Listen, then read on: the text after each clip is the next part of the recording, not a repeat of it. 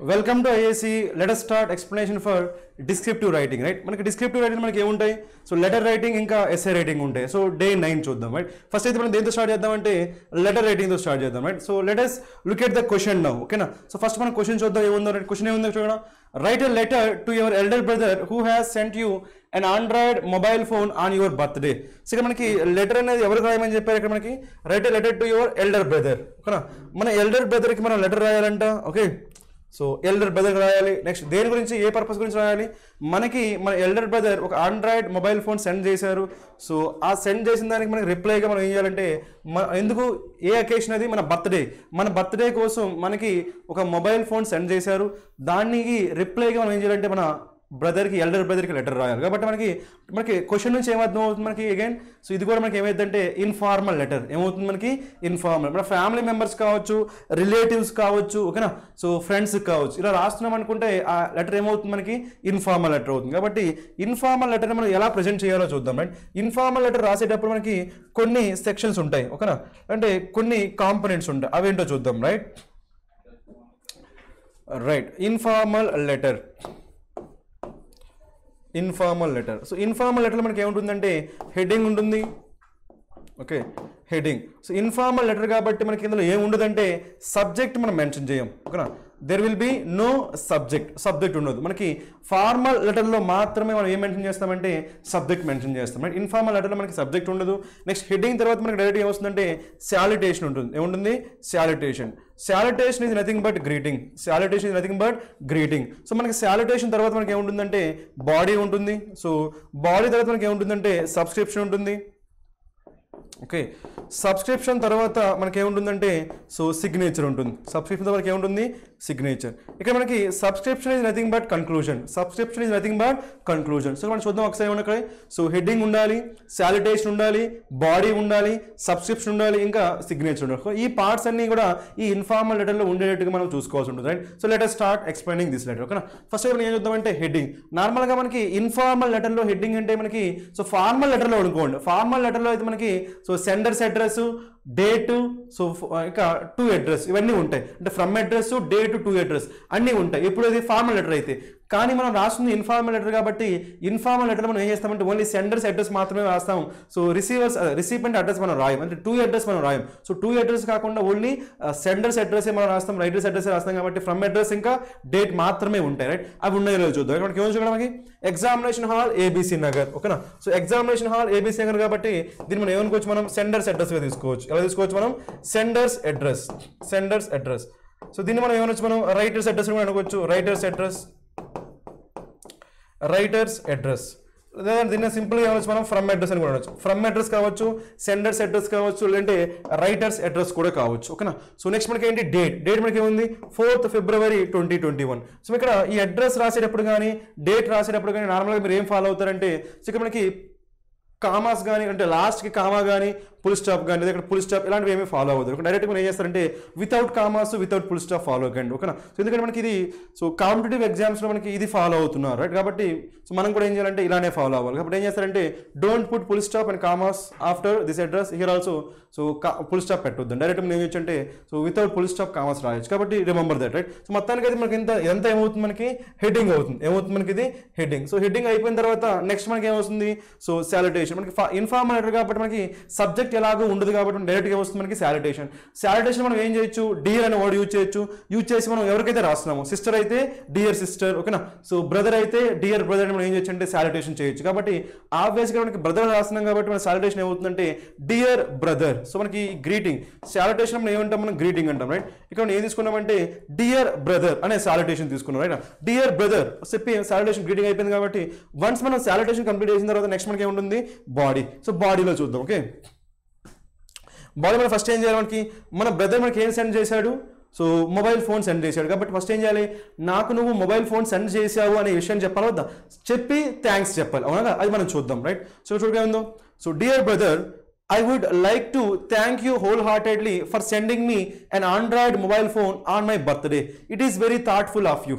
అవునా? సో కాబట్టి సో ఇదేమంతా ఏం చెప్పాము ఫస్ట్ పారాగ్రాఫ్లో ఏం చేసాము మనం సో నువ్వు నాకు సో ఆండ్రాయిడ్ ఫోన్ పంపించావు అకేషన్ ఏంటి నా బర్త్డే రోజు నాకు ఆండ్రాయిడ్ ఫోన్ పంపించావు సో థ్యాంక్ యూ అని చెప్పి మనం ఎక్స్ప్రెస్ చేయాలి కాబట్టి దాన్ని యాజ్ ఈజ్గా మనం ప్రెజెంట్ చేసాం ఏం ప్రెజెంట్ చూడండి మళ్ళీ ఒకసారి చూడండి I would like to thank you ఇది మనకి ఏమంటే కొన్ని ఫిక్స్డ్ ఎక్స్ప్రెషన్స్ ఉంటాయి కాబట్టి ఇది కూడా మనకి ఏమైందంటే I would like to thank you ఇది మనకి ఫిక్స్డ్ ఎక్స్ప్రెషన్ మీరు ఏదైనా ఒక రైట్ సో మనకి ఎవరైనా సరే గిఫ్ట్ ఇచ్చినప్పుడు మనం ఆబ్వియస్గా చెప్తాం కదా సో కాబట్టి అది ఫిక్స్డ్ ఎక్స్ప్రెషన్ కాబట్టి దాన్ని గుర్తుపెట్టుకోండి ఏమని చెప్పొచ్చు మనం so I would like to thank you wholeheartedly for sending me an Android mobile phone on my birthday. It is very thoughtful of you. మొత్తానికి అయితే ఫస్ట్ పారాగ్రాఫ్లో మన థ్యాంక్స్ని మన గ్రాటిట్యూడ్ని మనం ఎక్స్ప్రెస్ చేసాం ఓకేనా so let us go for the next paragraph first పారాగ్రాఫ్లో మనం ఏం చేసామంటే మన గ్రాటిట్యూడ్ మనం ఎక్స్ప్రెస్ చేసాం నెక్స్ట్ ఏంటి ఆ గిఫ్ట్ అనేది మనకి ఎంత వాల్యుబుల్ మనం ఏం చేయొచ్చు ఎక్స్ప్రెస్ చేయొచ్చు ఓకేనా సో ఫస్ట్ ఏం చేసాము గిఫ్ట్ ఏదైనా కావచ్చు గిఫ్ట్ ఇచ్చినందుకు ఫస్ట్ ఏం చేయాలి మన గ్రాటిట్యూడ్ని ఎక్స్ప్రెస్ చేయాలి ఆ తర్వాత మనం ఏం చేస్తాం ఆ గిఫ్ట్ అనేది మనకి ఎలా యూస్ఫుల్ అవుతుంది మనం చెప్పొచ్చు కాబట్టి అదే విషయాన్ని మనం ఏం చేస్తామంటే సెకండ్ పారాగ్రాఫ్లో మనం మెన్షన్ చేస్తాం రైట్ సెకండ్ పారాగ్రాఫ్లో ఏముందో చూద్దాం ఇక్కడ ఏమైందో మనకి so as you know everything is online now days this mobile phone will help me to great extent ఓకేనా సో ఇప్పుడు ప్రతిదీ మనకి ఆన్లైన్ అవ్వడం వల్ల ఈ మొబైల్ ఫోన్ ఉండడం వల్ల నాకు చాలా హెల్ప్ అవుతుందని చెప్తున్నాడు next one so post COVID-19 everything became online including education ఓకేనా సో ఇప్పుడు మనకి రీసెంట్గా రాస్తున్నాం కాబట్టి you can include this information also ఇప్పుడు రీసెంట్గా రాస్తున్నాం కాబట్టి COVID-19 వచ్చింది కాబట్టి ఆ ఇన్ఫర్మేషన్ కూడా మీరు ఏం చేయొచ్చు అంటే అందులో యాడ్ చేయొచ్చు ఓకేనా so right everything became online including education schools and colleges are taking online classes so a mobile phone became highly necessary to everyone so ఇక్కడ ఏం చేసామంటే మొబైల్ ఫోన్ యొక్క ఇంపార్టెన్స్ గురించి చెప్తున్నాం సో మనకి ఇచ్చింది మొబైల్ ఫోనే కాబట్టి గిఫ్ట్గా సో ఆ మొబైల్ ఫోన్ ఇంపార్టెన్స్ ఏంటో మనం ఈ పారాగ్రాఫ్లో చెప్పాం కాబట్టి అప్పుడు మనకి ఏమవుతుంది మనకి ఏమర్థం అవుద్ది సో అప్పుడు మనకి ఏం ఎక్స్పెక్ట్ చేస్తున్నాం ఈ గిఫ్ట్ అనేది నువ్వు పంపించిన గిఫ్ట్ అనేది నాకు చాలా వాల్యుబుల్ అని చెప్పి మనం కన్వే చేయాలి కాబట్టి ఆ మొబైల్ ఫోన్తో మనం ఏం చేయొచ్చు మనకి ఎలా యూజ్ అవుతుందో ఆ వ్యూస్ మనం ఏం చేసామంటే ఈ సెకండ్ పారాగ్రాఫ్లో ఎక్స్ప్రెస్ చేసాం ఓకేనా so let us go for the next paragraph ఏం ఎక్స్ప్రెస్ చేసాం అక్కడ సో ఎవ్రీథింగ్ ప్రతిదీ ఇక్కడ ఆన్లైన్ అయిపోతుంది కాబట్టి ఓకేనా so especially after covid even education కూడా సో చాలా సర్వీసెస్ ఆన్లైన్లో ఉన్నాయి ఎడ్యుకేషన్ కూడా మనకి ఆన్లైన్ అయిపోయింది కాబట్టి because of this phone that will be very useful for me అని చెప్తున్నాం ఓకేనా right let us go for the next paragraph okay so next పారాగ్రాఫ్లో మనకి ఏముందో చూద్దాం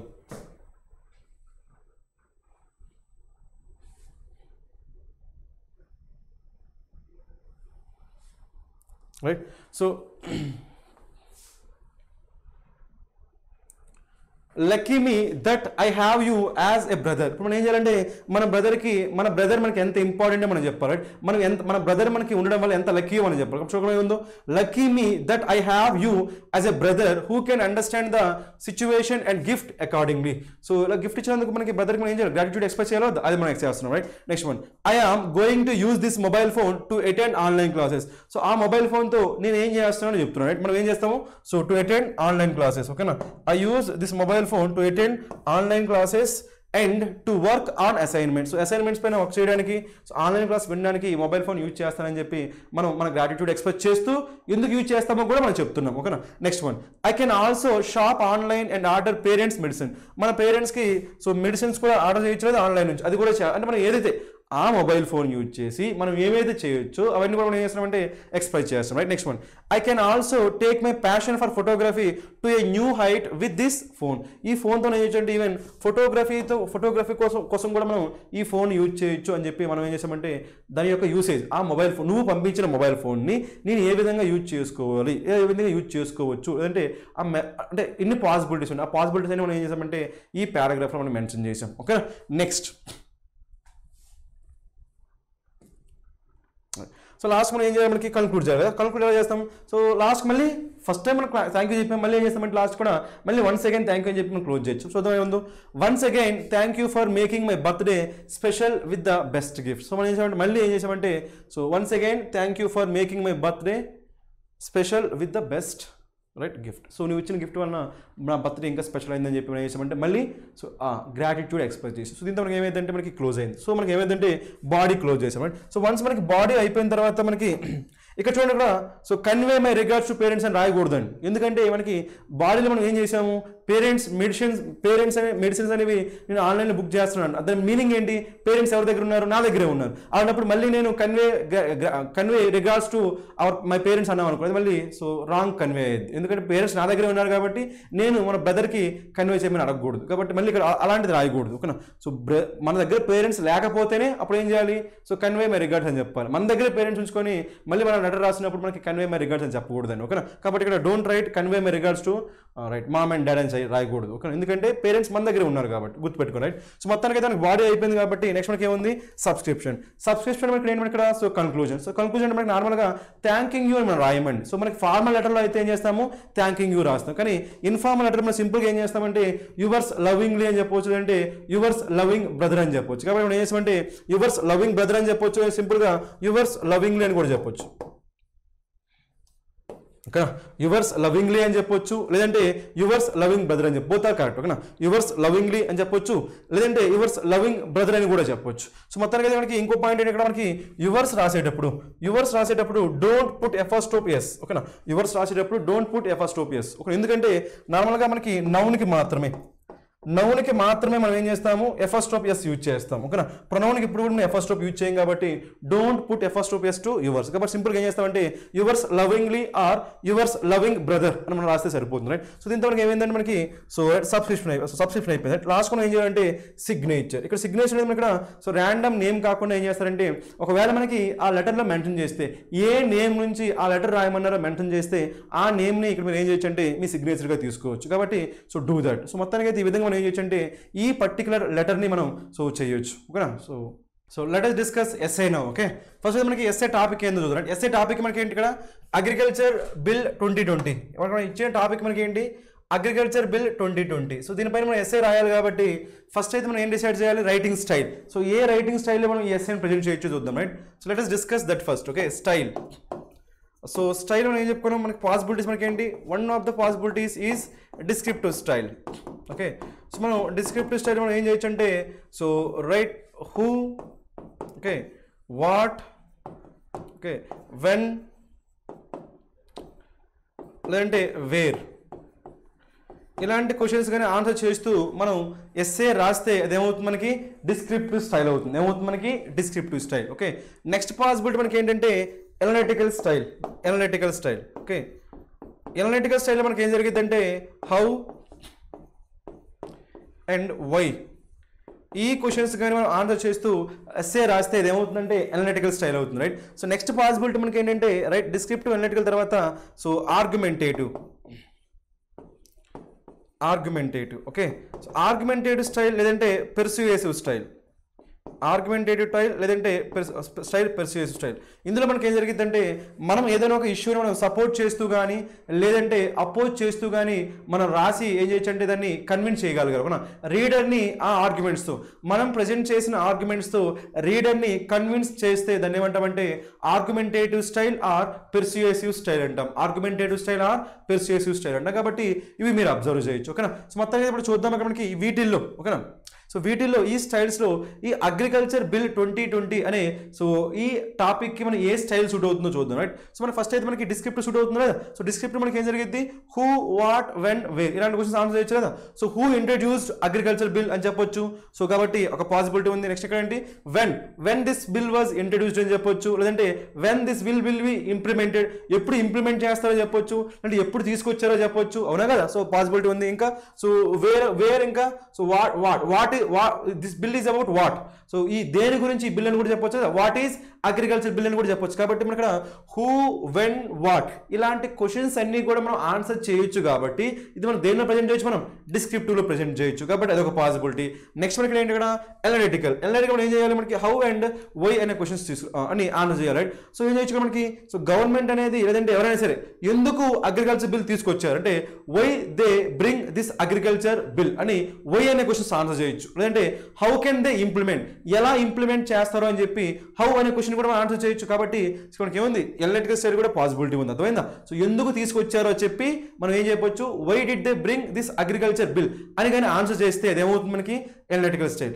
అదేవిధంగా how can they implement, so how should they implement, how should they implement కానీ how can they implement కానీ చెప్తే అదేమవుతుంది మనకి ఇది. సో ఎనలిటికల్ అంటే మనకి దీనికి ఏం పాసిబిలిటీ ఉంది, మనకి ఎనలిటికల్ స్టైల్ కూడా పాసిబిలిటీ ఉంది, రైట్. నెక్స్ట్ మనకి ఏంటి ఆర్గ్యుమెంటేటివ్ స్టైల్. సో మనకి పాసిబిలిటీ ఉందని మనం కన్విన్స్ చేయొచ్చు లేదా. సో చూద్దాం మనకి ఈ అగ్రికల్చర్ బిల్ అనేది గుడ్డా బ్యాడా.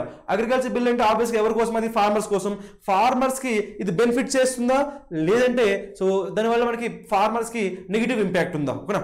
బెనిఫిట్స్ ఉన్నాయా లేదంటే నెగిటివ్ ఇంపాక్ట్ ఉందా. సో ఒకవేళ బెనిఫిట్స్ ఉంటే బెనిఫిట్స్ ఉన్నాయి అని చెప్పి రీడర్ని మీరు కన్విన్స్ చేయగలగాలి. ఒకవేళ నెగిటివ్ ఇంపాక్ట్ ఉంటే నెగిటివ్ ఇంపాక్ట్ ఉంది అని చెప్పి రీడర్ని మీరు కన్విన్స్ చేయగలగాలి, అవునా. అంటే మనం ఏం చేయొచ్చు అంటే సో నెగిటివ్ ఇంపాక్ట్ ఉంటే నెగిటివ్ ఇంపాక్ట్ ఉందని చెప్పి రీడర్ని కన్విన్స్ చేయగలగాలి, లేదంటే ఒకవేళ బెనిఫిట్స్ ఉంటే బెనిఫిట్స్ ఉన్నాయి అని చెప్పి మనము రీడర్ని కన్విన్స్ చేయగలగాలి. మొత్తం ఇక్కడ మనకి కన్విన్సింగ్ ఛాన్స్ ఉంది కదా, కన్విన్సింగ్ ఛాన్స్ ఉంది కాబట్టి మనం ఏం చేయొచ్చు అంటే ఈ పెర్సుయేసివ్ స్టైల్ కానీ లేదంటే ఆర్గ్యుమెంటేటివ్ స్టైల్లో కూడా మనం రాయొచ్చు. అంటే ఈ పర్టికులర్ టాపిక్ని so bill, so agriculture bill అనే టాపిక్ని మనం ఏం చేయొచ్చు అంటే వీటిలో ఏ స్టైల్లో అయినా మనం రాయొచ్చు. మనకి సో ఇన్ఫర్మేషన్ మన దగ్గర ఎంత ఉంది అని చెప్పి ఆ ఇన్ఫర్మేషన్ బేస్ చేసుకోవాలి. మనకి ఏ ఇన్ఫర్మేషన్ ఎక్కువ ఉంటే, మనకు ఒకవేళ ఈ ఇన్ఫర్మేషన్ ఎక్కువ ఉంది అనుకోండి, ఎవరు ఇంప్లిమెంట్ చేశారు, సో ఎప్పుడు ఇంప్లిమెంట్ చేశారు, ఎందుకు ఎప్పుడు ఇంప్లిమెంట్ చేశారు, లేదంటే ఆ బిల్ అంటే ఏంటి, అలాంటి ఇన్ఫర్మేషన్ ఎక్కువ ఉంది అనుకోండి, దెన్ గో ఫర్ డిస్క్రిప్టివ్. లేదు మీకు అది ఎందుకు ఇంప్లిమెంట్ చేయాలి, ఓకేనా, ఎందుకు తీసుకొచ్చారు, లేదంటే ఎలా ఇంప్లిమెంట్ చేయాలి, సో ఎలా ఇంప్లిమెంట్ చేయకూడదు, ఎలాంటి ఇన్ఫర్మేషన్ ఉందనుకోండి, దెన్ గో ఫర్ అనలిటికల్. లేదు ఆ బిల్ వల్ల మీకు ఫార్మర్స్ కి పాజిటివ్ ఇంపాక్ట్ ఉంది అనుకుంటే, బెనిఫిట్స్ ఉన్నాయి అనుకుని మీకు తెలిస్తే ఆ బెనిఫిట్స్ అన్ని మీకు ఉన్నాయి అనుకోండి, ఎలాంటి బెనిఫిట్స్ ఉన్నాయి అనుకుని మీరు ఏం చేస్తారంటే ఎలాంటి బెనిఫిట్స్ ఉన్నాయి, లేదంటే ఆ బిల్ వల్ల ఫార్మర్స్ పైన నెగిటివ్ ఇంపాక్ట్స్ ఉన్నాయి అని చెప్పి ఆ నెగిటివ్ ఇంపాక్ట్స్ అన్ని మీ దగ్గర ఉన్నాయి అనుకోండి, అప్పుడు then go for argumentative or persuasive. కాబట్టి మీ దగ్గర ఉన్న ఇన్ఫర్మేషన్ ని బేస్ చేసుకొని మీరు దీంట్లో ఏ స్టైల్ అయినా మీరు చూస్ చేసుకోవచ్చు. ఒకవేళ మీ దగ్గర సో కంప్లీట్గా ఇన్ఫర్మేషన్ లేదనుకోండి, అంతా సో సో మీకు కొంత ఇన్ఫర్మేషన్ ఏం తెలుసు, ఎవరు ఇంప్లిమెంట్ చేశారో తెలుసు, ఎప్పుడు ఇంప్లిమెంట్ చేశారో తెలుసు, అలా కొంత ఇన్ఫర్మేషన్ తెలుసు. అదేవిధంగా మనకి ఎందుకు ఇంప్లిమెంట్ చేయాలి, ఎలా ఇంప్లిమెంట్ చేయాలి, ఎలాంటి విషయాలు తెలుసు. అదేవిధంగా సో అది గుడ్ ఇంపాక్ట్ ఉందా బ్యాడ్ ఇంపాక్ట్ ఉందా అది కూడా తెలుసు. మీకు పార్షియల్గా అంతా తెలుసు అనుకున్నప్పుడు మీరు ఏం చేస్తారంటే then go for all the styles. You can merge them. All styles మనం ఏం చేయొచ్చు అంటే మెర్జ్ చేసి కూడా మనం ప్రెజెంట్ చేయొచ్చు. మన కన్వీనియంట్గా మనం ఏం చేయొచ్చు అంటే ఈ స్టైల్స్లో అన్ని స్టైల్స్ని కూడా మనం ఒక్కొక్క పారాగ్రాఫ్లో ఒక్కో స్టైల్తో కూడా రాయొచ్చు, నో ప్రాబ్లం. కాబట్టి సో రిమెంబర్ దట్. సో మనకి మన దగ్గర ఉన్న ఇన్ఫర్మేషన్ బేస్ చేసుకొని మనం ఏం చేయొచ్చు అంటే ఈ పర్టికులర్ ఎస్ఏ రాయొచ్చు. కాబట్టి అది ఎలాగో చూద్దాం. ఫస్ట్ మనకి ఏంటి స్టైల్ మనం ఏం చేయొచ్చు, వీటిలో ఏ స్టైల్ అయినా మనం తీసుకోవచ్చు, ఓకేనా. పార్షియల్గా ఒక్కొక్క పారాగ్రాఫ్లో ఒక్కొక్క స్టైల్ తీసుకోవచ్చు, లేదంటే త్రూ అవుట్ ద ప్యాసేజ్ మనకు through out the essay okay style కూడా తీసుకోవచ్చు. డోంట్ బాదర్, ఓకేనా. కాబట్టి చూద్దాం ఎలా జరిగిందో. దానికంటే ముందు మనకి స్టైల్ అయిపోయిన తర్వాత నెక్స్ట్ ఏంటి కూడా అవుట్ లైన్ చూద్దాం. Let us discuss the out line now. So మనకి అవుట్ లైన్లో మనకి ఏమున్నాయి ఇక్కడ, మనకి ఫస్ట్ కాన్సెప్ట్ మనకి ఏంటి general to specific. Next concept మనకి ఏంటి ప్రాబ్లమ్ టు సొల్యూషన్, ఓకేనా. సో నెక్స్ట్ కాన్సెప్ట్ మనకి ఏంటి question to answer.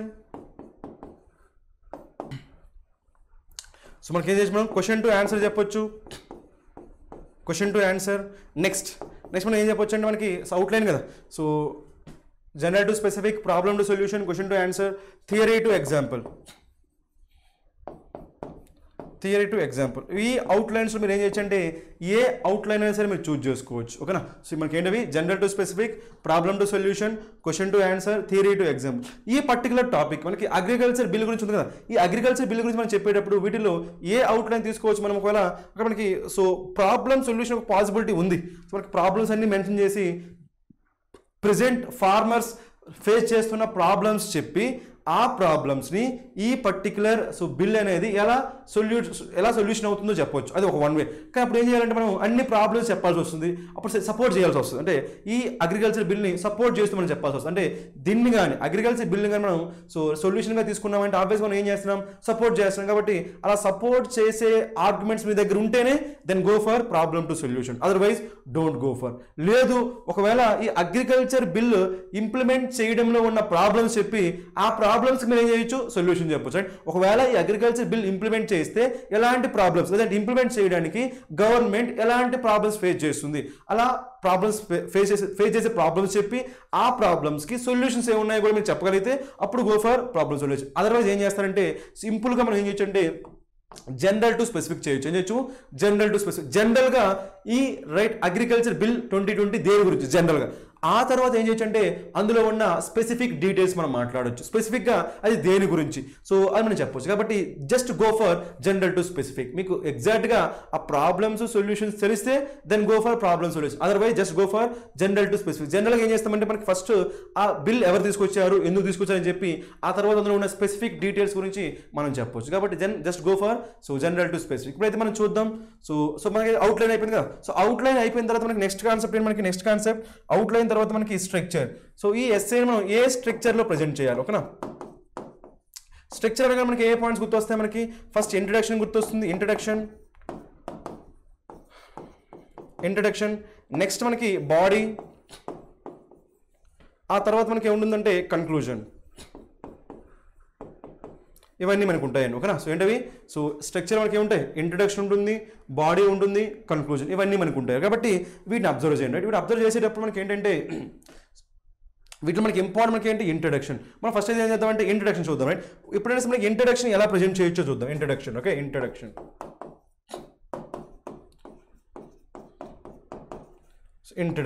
So introduction మనం ఎలా ప్రజెంట్ చేయొచ్చు. So one of the possibility మనకి ఏంటంటే సో డెఫినేషన్ చెప్పొచ్చు. ఏం చెప్పొచ్చు మనం, డెఫినేషన్. సో డెఫినేషన్ చెప్పొచ్చు. నెక్స్ట్ ఏంటి మనకి సో ప్రోవర్బ్స్ చెప్పొచ్చు. నెక్స్ట్ పాసిబుల్ మనకి ఏంటంటే కోట్స్ చెప్పొచ్చు, ఓకే. నెక్స్ట్ మనం ఏం చెప్పొచ్చు, మనం షార్ట్ స్టోరీ చెప్పొచ్చు. జనరల్ మీద ఏమైందంటే బ్యాక్గ్రౌండ్ స్టోరీ, అంటే మనకి స్టాటిస్టిక్స్ ఇస్తే దాని ఏమవుతుంది, మనకి షార్ట్ స్టోరీ అవుతుంది. కాబట్టి వీటిలో మనం ఏదైనా యూజ్ చేయొచ్చు. దేనికోసం మనం ఇంట్రడక్షన్, లేదా మనం ఏం చేయొచ్చు అంటే థీసిస్ స్టేట్మెంట్ కూడా చెప్పొచ్చు. ఏం చెప్పొచ్చు మనం, థీసిస్ స్టేట్మెంట్, ఓకేనా. సో వీటిలో ఏం జరిగిందో చూద్దాం. ఫస్ట్ మనకి ఏం చేద్దామంటే ఇంట్రడక్షన్ పారాగ్రాఫ్ చదువుదాం, ఓకేనా. చదివిన మనకి ఏముందో చూడండి. మనకి India is an agriculture country with more than 70% of its population involved directly or indirectly in agriculture related work.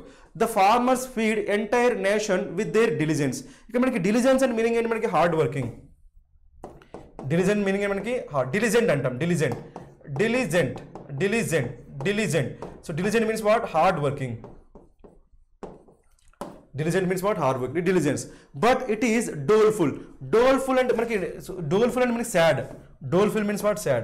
గుర్తుపెట్టుకోండి, మీకు ఎప్పుడైనా సరే DOL వస్తే మీనింగ్ ఏముంటుందంటే సాడ్ ఉంటుందండి. సాడ్ డోలెన్స్ మనకి ఏంటి, సాడ్. మనకి చాలా వర్డ్స్ ఉన్నాయి కదా. కండోలెన్స్ అంటామా కదా, కండోలెన్స్ అని మీనింగ్ ఏంటి, ఎవరైనా సరే సాడ్ స్టేట్లో ఉన్నప్పుడు వాళ్ళకి ఎక్స్ప్రెస్ చేయడానికి ఏమంటామంటే కండోలెన్స్ అంటాం. వాళ్ళకి కంఫర్ట్ ఎక్స్ప్రెస్ చేయడం ఏమంటే మనం కండోలెన్స్ అంటాం. లేదంటే డోల్ డ్రమ్స్ అంటాం.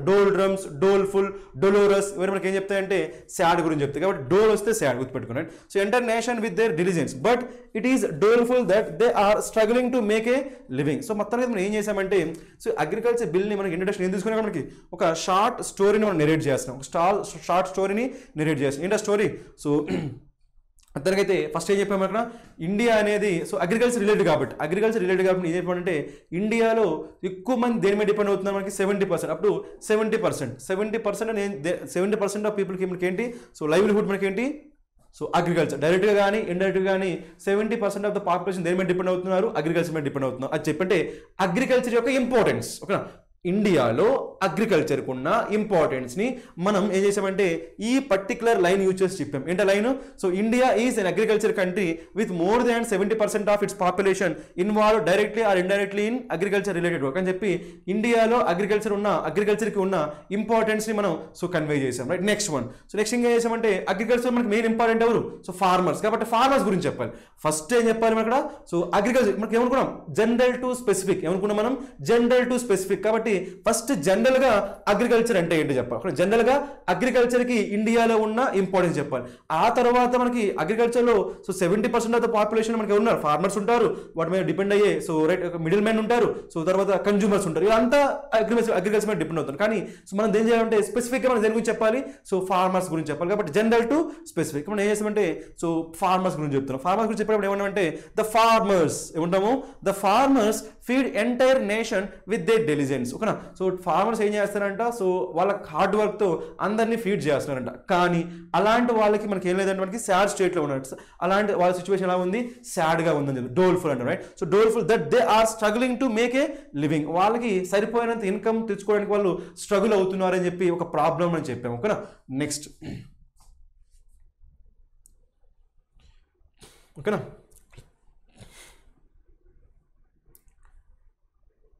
Right, next for the well-being of farmers and agriculture sector, the central government has passed Agriculture Bill 2020 in September 2020 by the President's assent. ఓకేనా, ఇక్కడ మనం ఏం చేసామంటే సో హూ ఓకేనా, సో హూ అనే క్వశ్చన్ ఆన్సర్ చేసాం. ఇక్కడ ఈ అగ్రికల్చర్ బిల్ ఎవరు తీసుకొచ్చారు? So central government. ఓకేనా, ఏం తీసుకోవడం మనకి సెంట్రల్ గవర్నమెంట్. సో ఇంకోటి ఏం చేసామంటే వై అనే క్వశ్చన్ కూడా ఏం చేసాం మనం, వై అంటే ఇక్కడ ఎందుకు తీసుకొచ్చారు దాన్ని? So for the well being of farmers. ఇక్కడ మనకి ఎట్ ఏ టైం మనం ఏం చేసామంటే 2 క్వశ్చన్స్ మనం ఆన్సర్ చేసాం. ఏంటో క్వశ్చన్స్ ఇక్కడ హూ ఎవరు తీసుకొచ్చారు, ఇక్కడ మనకి సెంట్రల్ గవర్నమెంట్ తీసుకొచ్చింది. ఓకేనా, సో ఎందుకు తీసుకొచ్చింది? For the well being of farmers. ఎందుకంటే ఫార్మర్స్ అనే స్ట్రగుల్ అవుతున్నారు. ఫార్మర్స్ ఏమవుతున్నారు అంటే సో రైట్ మన కంట్రీలో ఉన్న అందరినీ వాళ్ళ హార్డ్ వర్క్తో ఫీడ్ చేస్తున్నప్పటికీ వాళ్ళ పర్సనల్ లైఫ్కి వచ్చేసరికి వాళ్ళకి సరైన సో ఇన్కమ్ సరైన ఇన్కమ్ లేవట్లేదు, ఇంకా సరైన ఇన్కమ్ రావట్లేదు. ఇంకా సో వాళ్ళ సిచ్యువేషన్ అనేది రైట్ ఫైనాన్షియల్ సిచ్యువేషన్ కావచ్చు, లేదంటే వాళ్ళ సొసైటీ సిచ్యువేషన్ కానీ సరిగ్గా లేదు అని చెప్పి మనం కన్వే చేయగలిగాం. రైట్, సో కన్వే చేసిన ఏం చెప్పాలి ఇక్కడ? సో వాళ్ళ వెల్ బీయింగ్ కోసం గవర్నమెంట్ ఏం చేసింది? ఈ బిల్ తీసుకొచ్చింది. మొత్తానికి మనం ఏం చేసామంటే ఈ బిల్, ఈ అగ్రికల్చర్ బిల్ తీసుకురావడానికి రీజన్ ఏంటో మనం చెప్పాం. బ్యాక్గ్రౌండ్ స్టోరీ అని ఏమంటాం మనం? Background story. ఓకేనా, దాన్ని ఏమంటామంటే ఎందుకు తీసుకురావాల్సి వచ్చింది?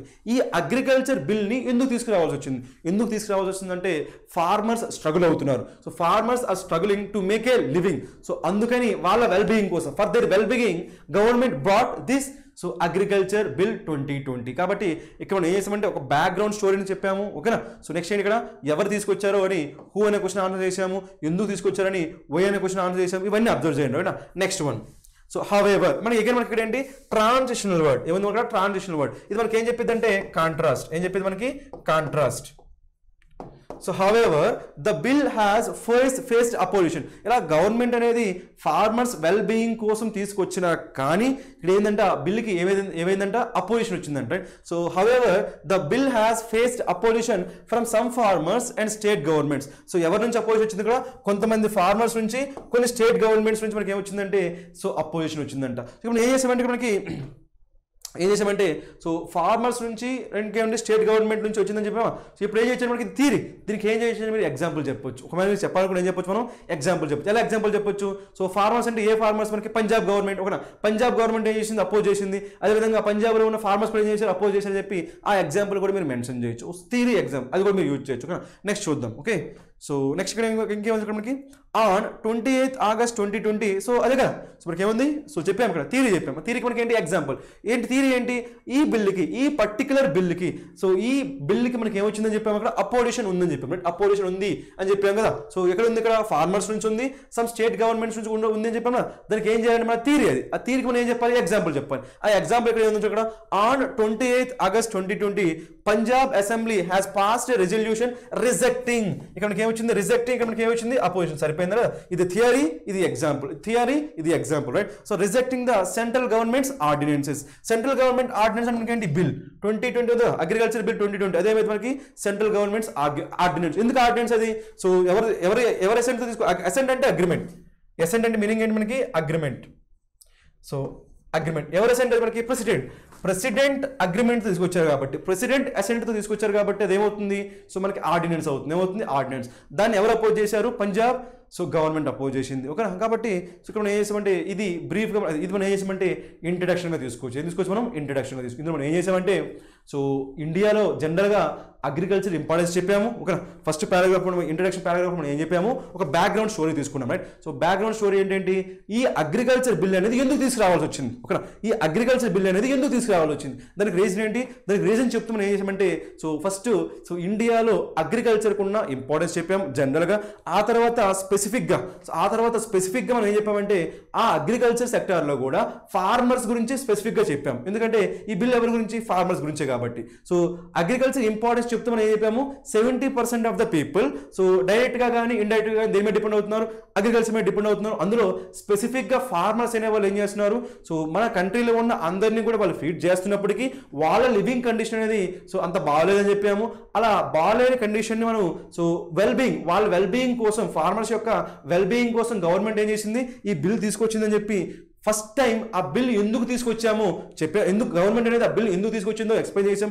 ఆ తర్వాత చెప్తూ ఆ బిల్కి సో అపోజిషన్ వచ్చిందంట. ఎక్కడ నుంచి వచ్చింది? ఇక్కడ కొన్ని స్టేట్ గవర్నమెంట్స్ కొంతమంది ఫార్మర్స్ అపోజ్ చేశారని చెప్పి దాన్ని కూడా మనం చెప్పాం. మొత్తం అది దాన్ని ఎలా తీసుకొచ్చి అంటే మనం థీసిస్ స్టేట్మెంట్గా తీసుకోవచ్చు. మొత్తానికి ఈ విధంగా చేసామంటే మనం ఇంట్రడక్షన్ కంప్లీట్ చేసాం, right? So let us go for the next paragraph. Okay, ఇప్పుడు ఇక్కడ ఏంటంటే ఈ మనకు అనుకున్న question what is this agriculture bill, కాబట్టి అదే క్వశ్చన్ మనం అక్కడ ఆన్సర్ చేస్తున్నాం, రైట్? సో మనం స్ట్రైట్ అవే అదే క్వశ్చన్ ఆన్సర్ చేయొచ్చు, right? What is agriculture bill అంటే ఏంటో చూద్దాం. ఇక్కడ ఏముంది చూడండి, ఇక్కడ దానికి ఆన్సర్ ఏంటి ఇక్కడ మనకి. సో ఇక్కడ మీరు ఎగ్జామినేషన్లో మీరు ఈ క్వశ్చన్ అడగకుండా మనం చేయొచ్చు. వాట్ ఈజ్ అగ్రికల్చర్ బిల్ 2020 అడగకుండా మనం డైరెక్ట్గా ఏం చేయొచ్చు అంటే agriculture bill is a combination of 3 bills అని డైరెక్ట్గా చెప్పేయచ్చు. లేదు మీరు క్వశ్చన్ అడగాలనుకుంటే అడగవచ్చు. క్వశ్చన్ అడగకుండా కూడా ఏం చేయొచ్చు, ఆన్సర్ చేయొచ్చు. క్వశ్చన్ అడగకుండా వాట్ ఈస్ అగ్రికల్చర్ బిల్ 2020 అడగకుండా డైరెక్ట్ మీరు ఏం చేయొచ్చు, agriculture bill is a combination of 3 bills that have become law now. So అంటే ఫస్ట్ ఇక్కడ ఏం చేసామంటే అసలు అగ్రికల్చర్ బిల్ అంటే ఏంటో చెప్పాం. ఏంటది డెఫినేషన్ చెప్పాం. అంటే డెఫినేషన్ కాదు యాక్చువల్గా, అంటే ఏంటి అగ్రికల్చర్ బిల్ అనేది ఏంటది combination of 3 bills that have become law. ఇప్పుడైతే లా అయిపోయినాయి అండి. Next one these bills are, ఆ 3 బిల్స్ అనుకున్నావా? ఆ 3 బిల్స్ ఏంటి ఇక్కడ చెప్పాం. 3 బిల్స్ ఏంటి? Farmers produce and commerce bill ఒకటి, ఓకేనా? Farmers produce and commerce bill 2020. Next ఏంటి? Farmers agreement on price assurance, second one. Third one మనకేంటి? Farm service bill, farm services bill. So and essential commodities, ఓకేనా? Farm services bill and essential commodities ఇవన్నీ మనకి ఏమైతే అంటే so అవి. So ఈ bill agriculture bill ఇవన్నీ పార్ట్ కాబట్టి స్ట్రైట్ ఇది మనకి ఇది ఇన్ఫర్మేషన్ కాబట్టి information normal competitive exams prepare అవుతున్నారు కాబట్టి ఇది మీకు తెలిసి ఉన్నారు కాబట్టి యాజ్ టీజ్గా సింపుల్ అగ్రికల్చర్ బిల్ అంటే ఏంటి, అందులో ఏముంటాయో యాజ్ టీజ్గా మనం రాసి ఇందులో మనకి చేయాల్సింది ఏం లేదు, ఓకేనా? డైరెక్ట్గా మనం ప్రజెంట్ చేయాలి అంతే. సో యాజ్ టీజ్గా ఫ్యాక్ట్స్ ప్రజెంట్ చేస్తున్నాం, ఓకేనా? Next one. So these bills make big structural changes, ఓకేనా? సో దీనివల్ల ఇంపాక్ట్ ఏంటి, ఓకేనా? చెప్పాను మనకి ఈ ఇంపాక్ట్ చెప్పాలి. ఇంపాక్ట్ చెప్పేటప్పుడు ఏం చేయొచ్చు అంటే సో పాజిటివ్గా చెప్పొచ్చు, అంటే నెగిటివ్ ఇంపాక్ట్స్ కూడా చెప్పొచ్చు.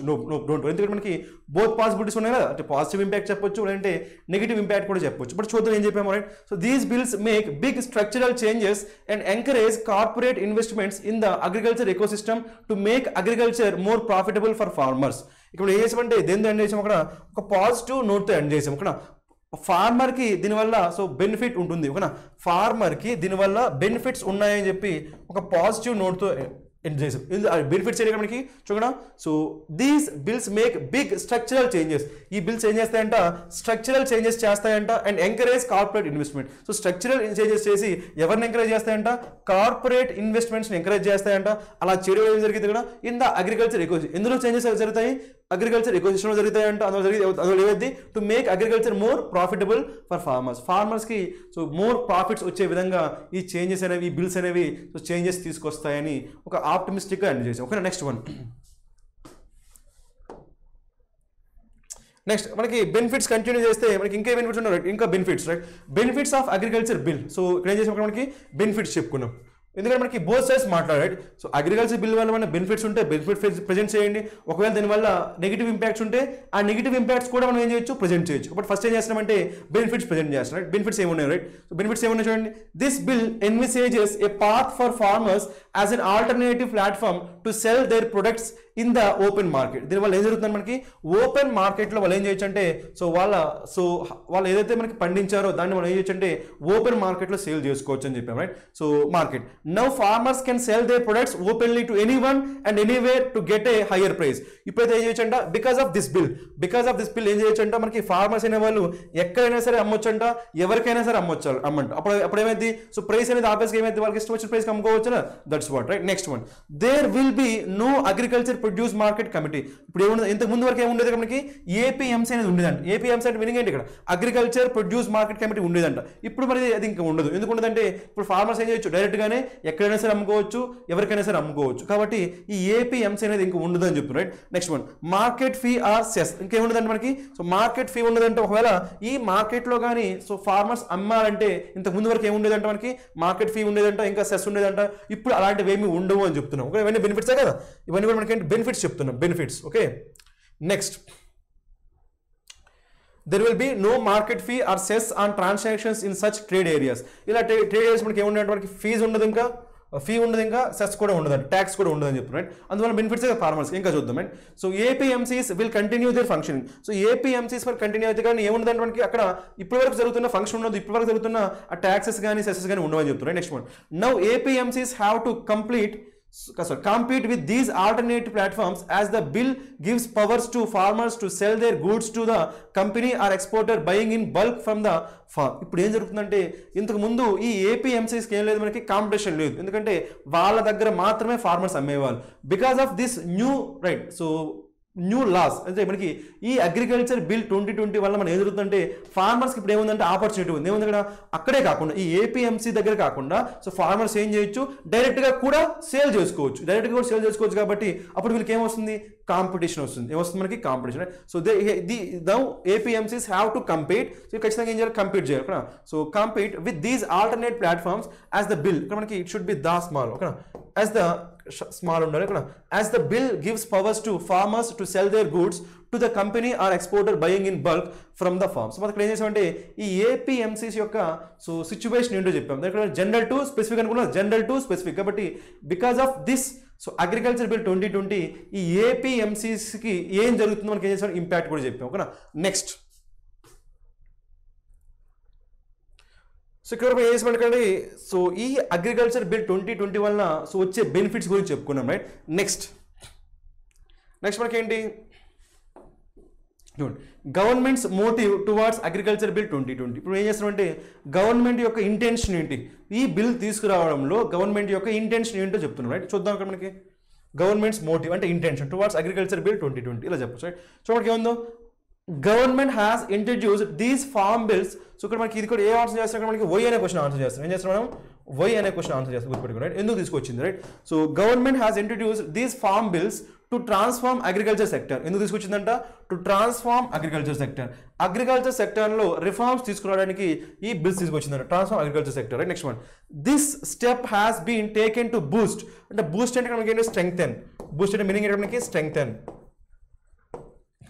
strengthen agriculture sector and double the farmers income by 2022. So farmers income అనేది డబుల్ చేయడం కోసం ఈ బిల్స్ తీసుకొచ్చారని చెప్తున్నారు. Next one, so when farmers sell their products to corporates and exporters directly, it will induce corporate sector to invest in the agro ecosystem. చూద్దాం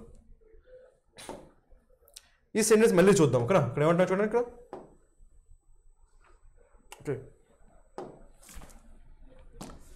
right, when farmers sell their products to corporates and exporters directly, it will induce it will induce corporate sector to invest in the agri ecosystem. ఇక్కడ ఏమంటామంటే ఈ bill వల్ల ఏం జరుగుతుంది, ఇక్కడ APMCs ఉండవు. ఏం చేస్తారంటే ఫార్మర్స్ ఏం చేయొచ్చు, మనం డైరెక్ట్గా సేల్ చేసుకోవచ్చు. ఎవరికి, ఫార్మర్స్ ఎవరికి సేల్ చేస్తారు, సో కార్పొరేట్స్కి సేల్ చేస్తారు. ఇంకా ఎవరికి సేల్ చేస్తారు, ఎక్స్పోర్టర్స్కి. ఇక్కడ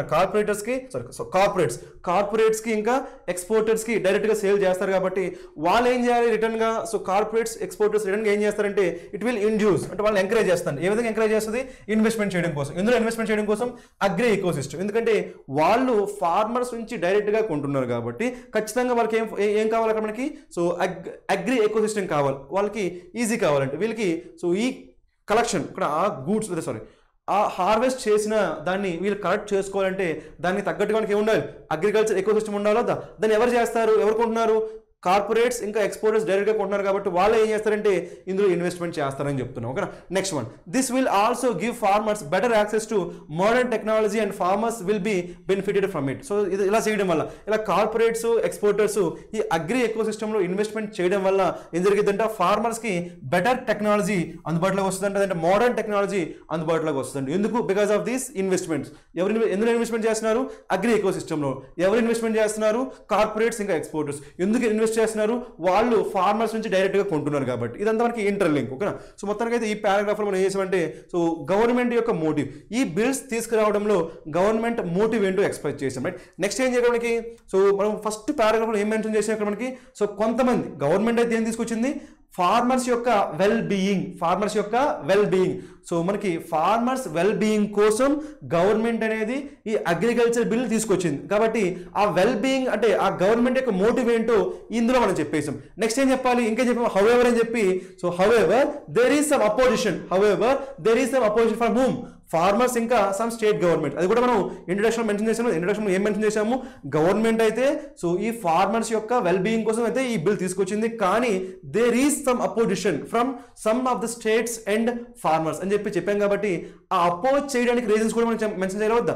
గవర్నమెంట్ తీసుకురావడానికి రీజన్స్ ఏంటి, గవర్నమెంట్ ఏం కోరుకుంటుంది, ఫార్మర్స్ యొక్క వెల్ బీయింగ్. దాని గురించి ఇప్పుడు వరకు ఎక్స్ప్లెయిన్ చేసాం ఈ పారాగ్రాఫ్లో. ఇప్పుడు ఏం ఎక్స్ప్లెయిన్ చేయాలి, సో ఈ ఫార్మర్స్ కానీ స్టేట్ గవర్నమెంట్స్ కానీ ఎందుకు అపోజ్ చేస్తున్నాయో వాళ్ళ పర్స్పెక్టివ్ మనం ప్రెజెంట్ చేయాలా వద్దా. ఇప్పుడు ఏం చేద్దామంటే వాళ్ళ పర్స్పెక్టివ్ మనం ప్రెజెంట్ చేద్దాం. ఓకేనా, సో ఇక్కడ చూద్దాం వాళ్ళ పర్స్పెక్టివ్ అంటే ఫార్మర్స్ పర్స్పెక్టివ్ ఏముంటుందో. రైట్, ఇప్పుడు మనం ఏం చూసామంటే గవర్నమెంట్ పర్స్పెక్టివ్ చూసాం. ఓకేనా, ఇప్పుడు ఏం చేద్దామంటే ఫార్మర్స్ పర్స్పెక్టివ్. ఇక్కడ మనకి అప్రహెన్షన్స్ అంటే మీనింగ్ ఏంటంటే ఫియర్.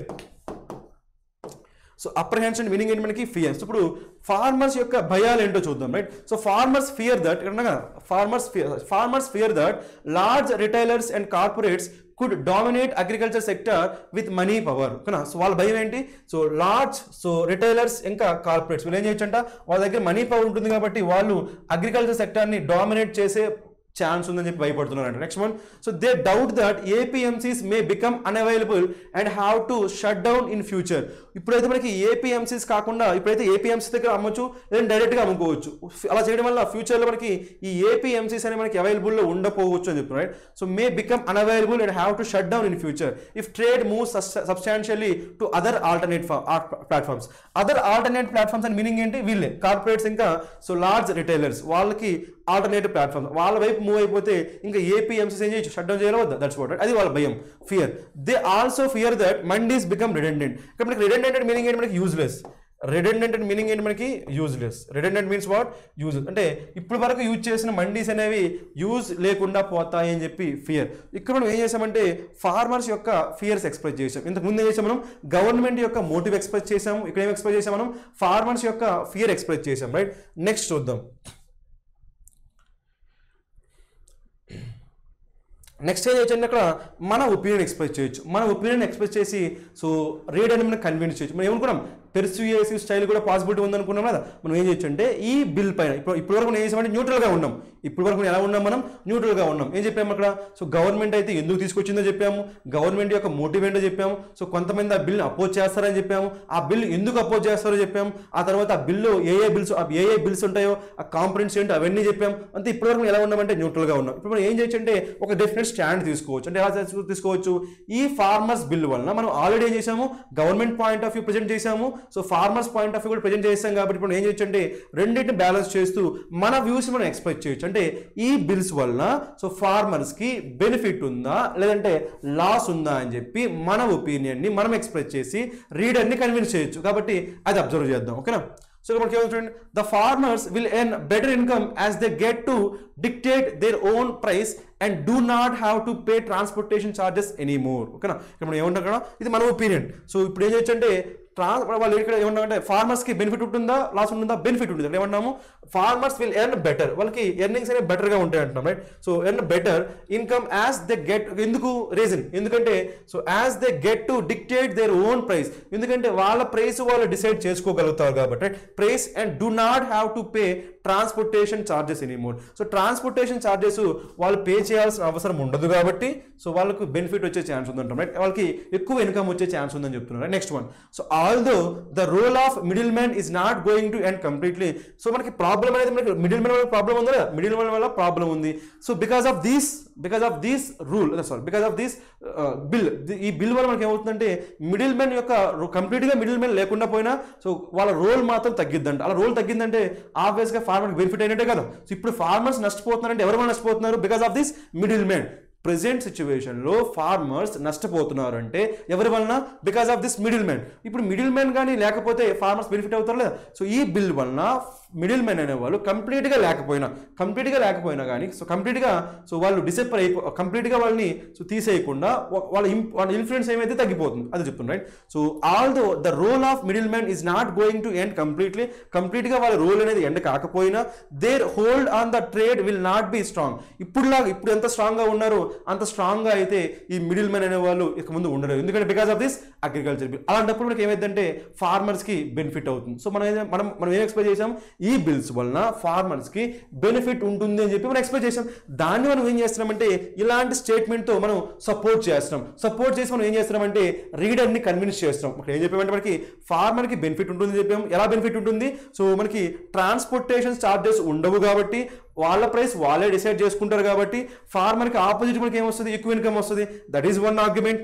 ఆ ఆర్గ్యుమెంట్ విన్నాక రీడర్ కన్విన్స్ కావాలి. ఇంకో ఆర్గ్యుమెంట్ ఏం ప్రెజెంట్ చేసి మనకి ఇంతకు ముందు మిడిల్ మ్యాన్ ఉండేవాళ్ళు, వాళ్ళ ఇన్ఫ్లుయెన్స్ స్ట్రాంగ్గా ఉండేది కాబట్టి వాళ్ళ వలన మనకి ఫార్మర్స్కి వాళ్ళకి తగ్గ ఫెయిర్ ప్రైస్ కానీ వాళ్ళకి తగ్గ ఇన్కమ్ కానీ వాళ్ళకి వచ్చేది కాదు.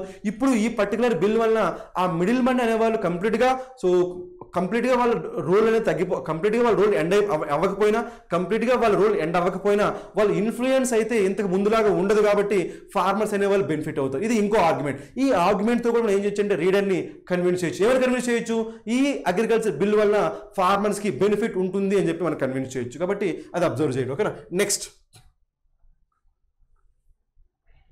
సో మొత్తానికైతే ఇది చూడండి మనకి hold and the trade will not be strong. Next last, so farmers should leave their apprehension. So మన ఒపీనియన్ ఇదంతా. సో ఫార్మర్స్ భయపడుతున్నారు కదా, ఫియర్. అప్రహెన్షన్ అంటే ఏమనుకున్నాం మనం, ఫియర్. అప్రహెన్షన్ మనకి ఏంటి, ఫియర్. అప్రహెన్షన్ మీనింగ్ ఏంటి మనకి, fear. Farmers should leave their apprehension and clear their doubts and accept this bill. So మనం ఏమంటామంటే మన ఒపీనియన్ మనం ఎక్స్ప్రెస్ చేసాం. సో మన బెనిఫిట్స్ కూడా చెప్పామా, బెనిఫిట్స్ చెప్పి ఏమంటామంటే ఫార్మర్స్ ఏం చేయాలంట, వాళ్ళ భయాలను వదిలిపెట్టి ఈ బిల్ని యాక్సెప్ట్ చేయాలని చెప్పి మనం ఒక డెఫినెట్ స్టాండ్ తీసుకున్నాం, ఒక డెఫినెట్ స్టాండ్. సో ఫార్మర్స్ అనేవాళ్ళు వాళ్ళకున్న భయాలను వదిలేసి ఖచ్చితంగా దీన్ని సపోర్ట్ చేయాలి, దీన్ని యాక్సెప్ట్ చేయాలని చెప్పి ఒక డెఫినెట్ స్టాండ్ తీసుకున్నాం. సో ఇప్పుడు ఏమైతే మనకి లాస్ట్కి ఏమొచ్చింది, పెర్సుయేసివ్ స్టైల్ వచ్చింది. మనం డిస్క్రిప్టివ్తో స్టార్ట్ చేసాము, దేంతో ఎండ్ చేసాము మనం, పెర్సుయేసివ్ స్టైల్తో ఎండ్ చేసాం. కాబట్టి you can use multiple styles. కొన్ని టాపిక్స్ వరకు మనం ఏం చేయొచ్చు అంటే, సో ఒకటే స్టైల్ కాకుండా మల్టిపుల్ స్టైల్స్ కూడా యూజ్ చేయొచ్చు. అలాంటి దాంట్లో this is one of the topic. So ఇక్కడ ఈ విధంగా మనం ఏం చేయొచ్చు అంటే ఈ పర్టికులర్ టాపిక్ని మనం ఎస్ఐగా ప్రెజెంట్ చేయొచ్చు. Thank you.